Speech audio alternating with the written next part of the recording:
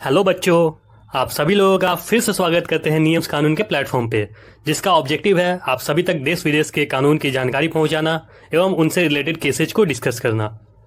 बच्चों, आज की इस वीडियो में हम इंडस्ट्रियल डिस्प्यूट एक्ट से related case J Jadhav versus Forbes Gokak limited discuss करेंगे और ये सीखेंगे कि किन कंडीशंस को फॉलो करने के बाद कोई भी वर्कमैन के इंडिविजुअल डिस्प्यूट को इंडस्ट्रियल डिस्प्यूट बनाया जा सकता है।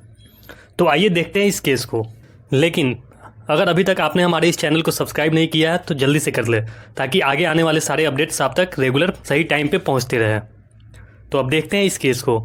तो जो इस केस में जो अपीलेंट है J Jadhav contend company Forbes Gokak limited में काम करते थे। अब होता ये है कि जाधव जी के जूनियर्स को प्रमोट करके क्लर्क बना दिया जाता है और इनका प्रमोशन नहीं किया जाता है। इसी बात से जाधव जी को बुरा लगता है और वो डिस्प्यूट रेज कर देते हैं और ये डिमांड करते हैं कि इनका भी प्रमोशन किया जाए और ये प्रमोशन तब से माना जाए जब से कि इनके जूनियर्स का प्रमोशन हुआ था। अब यही डिमांड बनता है इस केस का इशू और इंडस्ट्रियल ट्राइब्यूनल को रेफर किया जाता है ये डिसाइड करने के लिए कि इनका डिमांड फुलफिल किया जाना चाहिए या नहीं।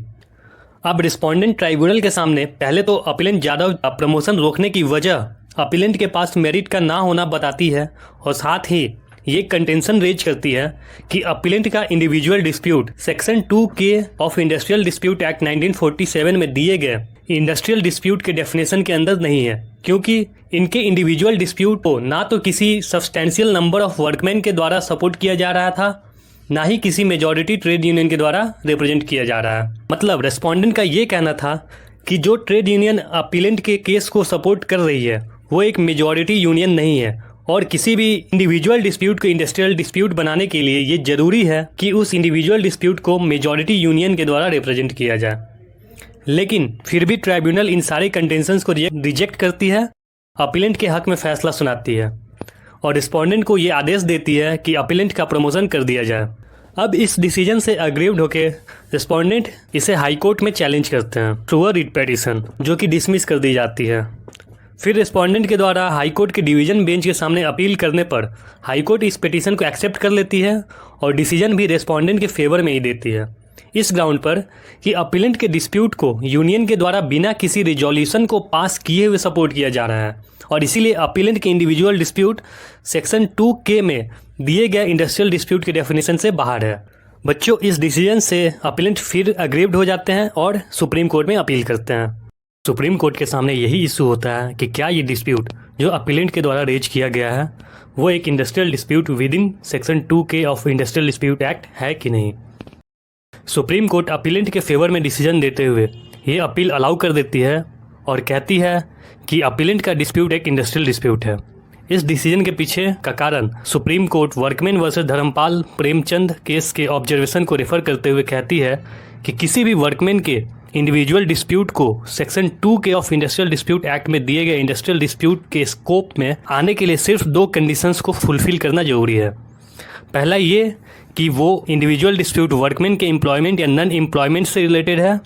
दूसरा कि उस इंडिविजुअल डिस्प्यूट को सपोर्ट किया जा रहा है सब्सटेंशियल नंबर ऑफ वर्कमैन के द्वारा या वैसे यूनियन के द्वारा जिसका मेंबर वो एग्रीव्ड वर्कमैन है। इस बात से कोई मतलब नहीं है कि वो यूनियन मेजॉरिटी ऑफ वर्कर्स का है या माइनॉरिटी ऑफ वर्कर्स का। सुप्रीम कोर्ट धर्मपाल केस को रेफर करते हुए ये भी कहती है